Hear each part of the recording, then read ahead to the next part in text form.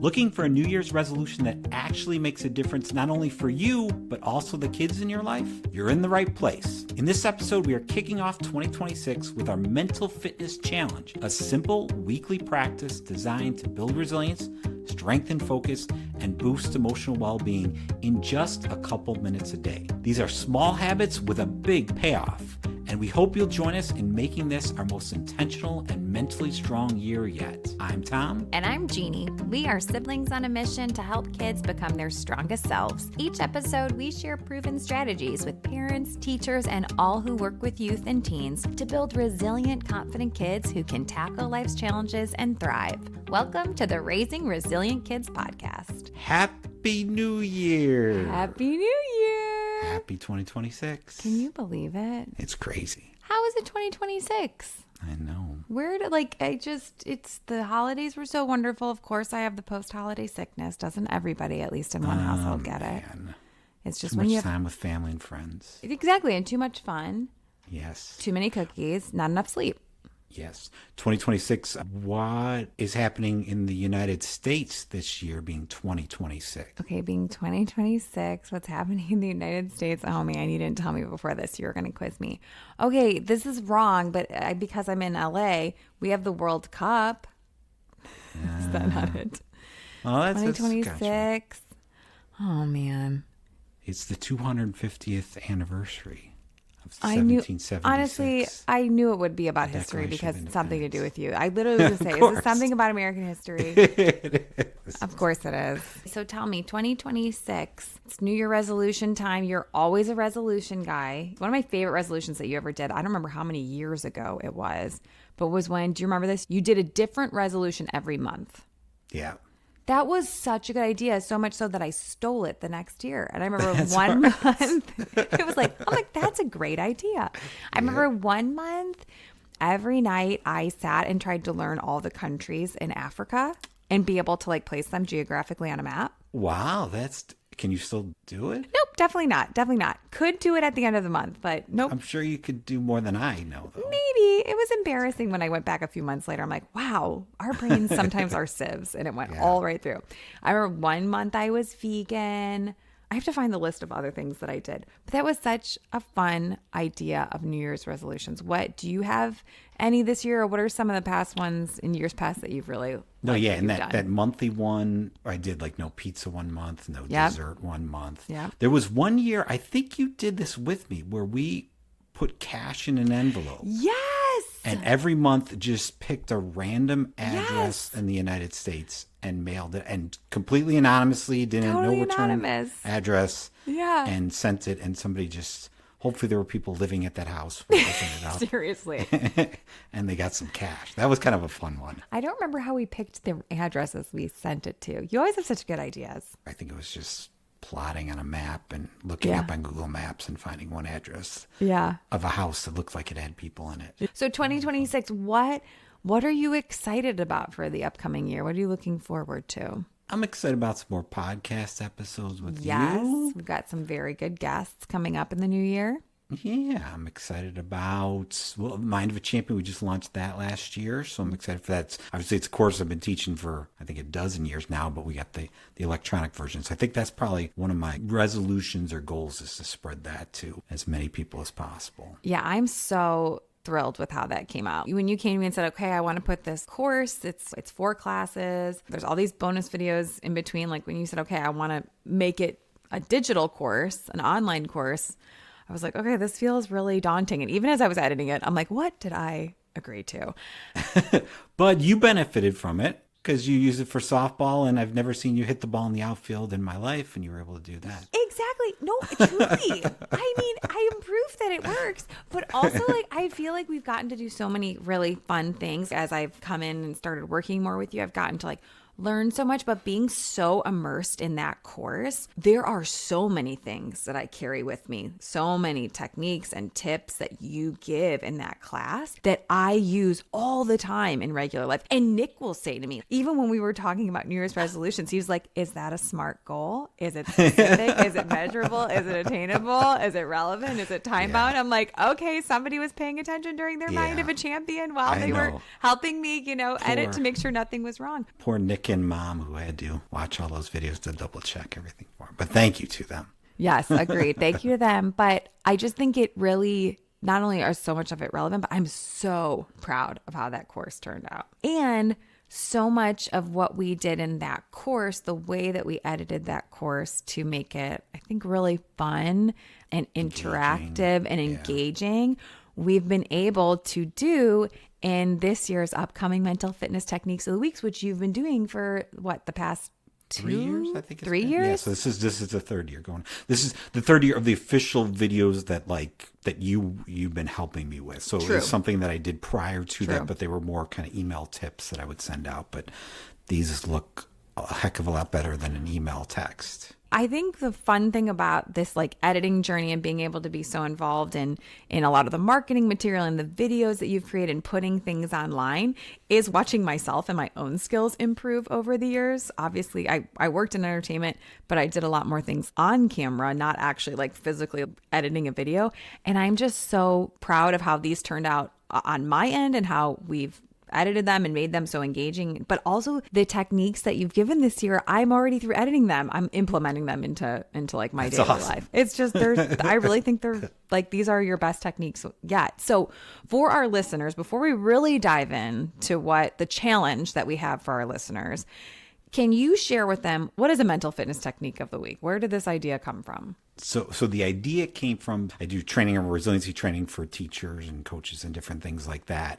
And it actually came from that. So there's this resilient youth curriculum that I learned through the Benson Henry Institute, and they kind of trained me on it, became certified to do it. But one of the feedback when I was teaching it over the years, one of the things that people always ask is, this is great, but I don't have that much time in class. Yeah. And it's important that they don't just get this trained once, that it's constantly being reinforced. So as a result, I kind of came up with these quick little techniques that teachers could use that just take a minute out of the class. They can do it right at the beginning of the class, right at the end of class. Or parents could use, right at the end of the day, just try it out with their kids. Coaches could use at the beginning of practice, end of practice, anything like that, to give them new techniques, because everybody's different. So the idea is, let's give kids and adults a whole bunch of different techniques to try out, and then figure out which ones work for them when they're really stressed, they're really anxious, they just want to live a happier, healthier life.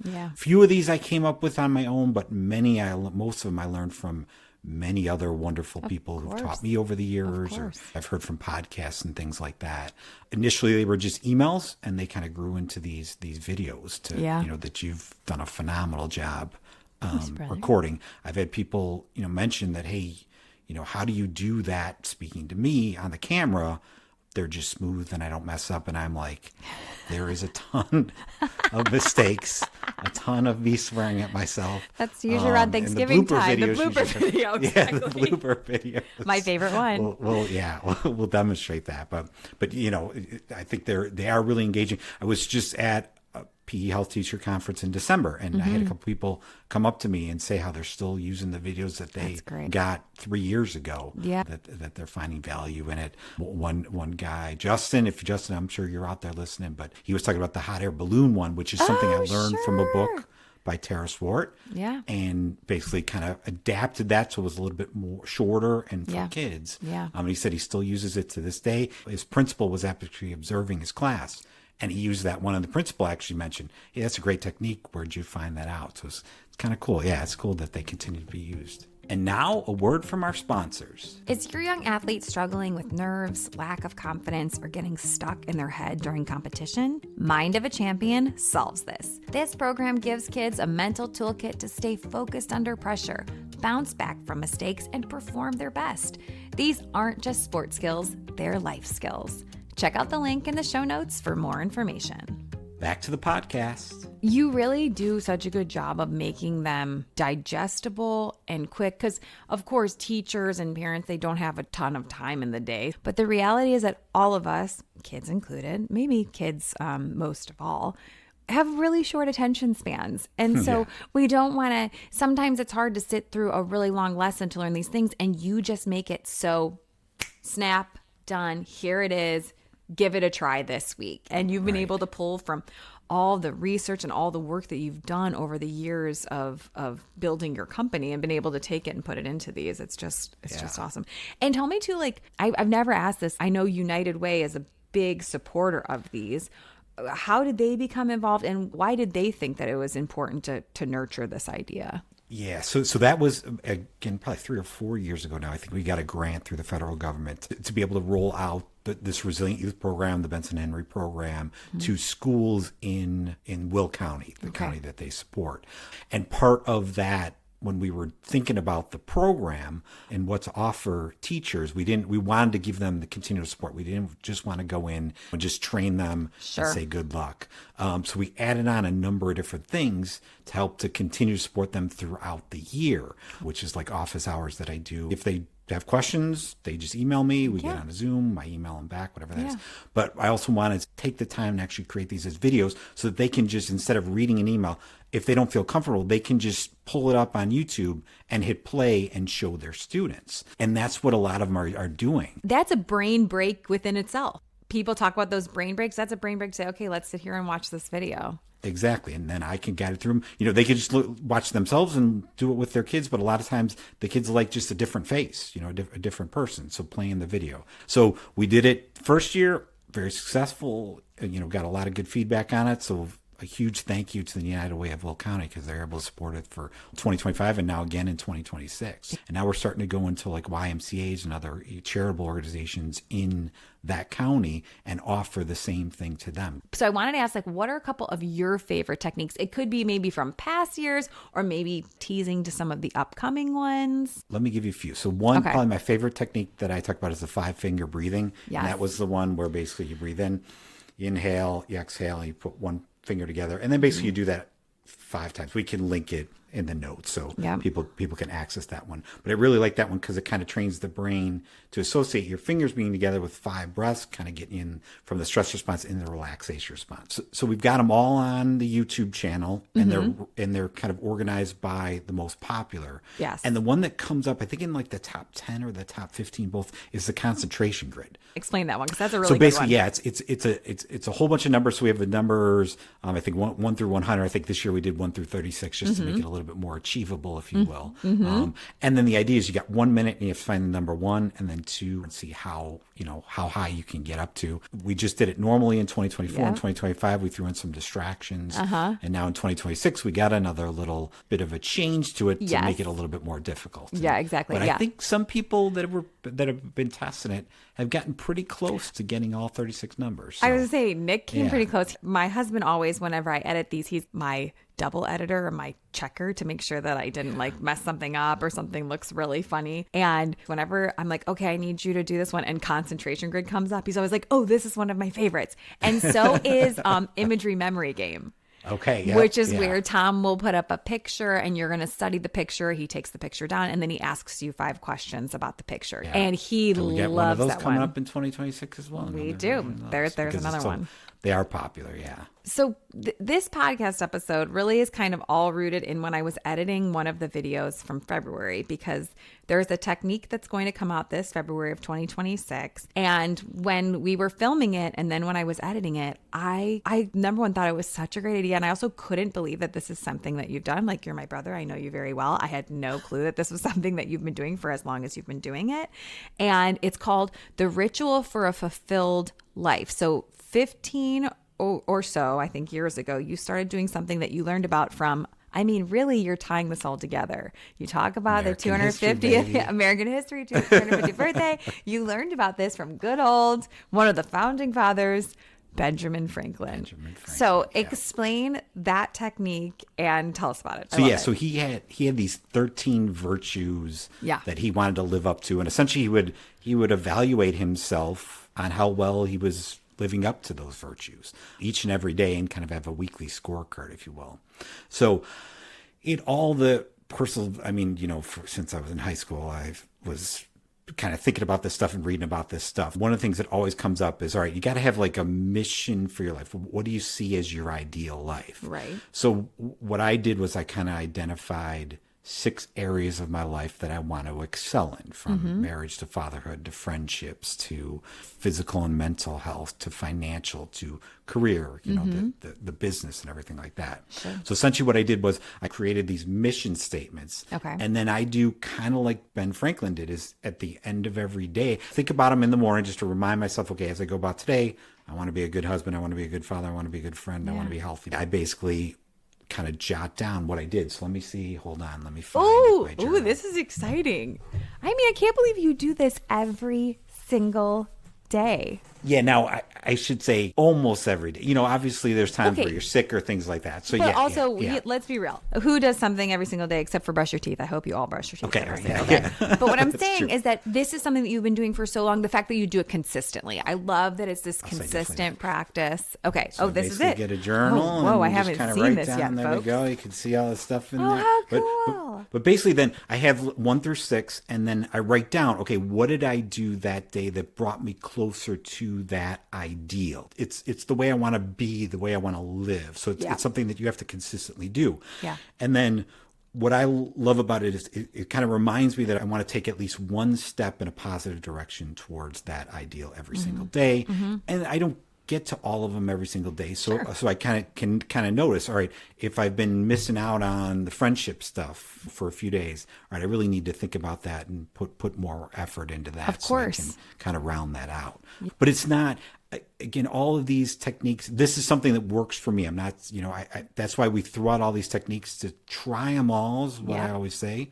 Figure out which one works for you and run with that. I'm just so excited for what you've curated this year. You've done just such a great job. And you came out October of last year to film the videos. And, you know, I've been spending the past few weeks or many weeks editing them. And I realized like I definitely do incorporate a lot of these techniques into my everyday. But every week we launch these videos during the school year. And you encourage people, give this a try every day this week. Come back here then and comment on it or whatever. And I realized I'm like, I guess I don't really do that. So I decided that my New Year's resolution for 2026 is I am going to every week do that technique every single day so that I am doing all 36 of them. And then at the end of the year, I can decide which ones I want to take with me and which ones I want to leave behind. And I thought it would be really fun to ask the listeners of our Raising Resilient Kids podcast to join us on the challenge, to join us in on the resolution. So it's 2026. Maybe you have a resolution, maybe you don't.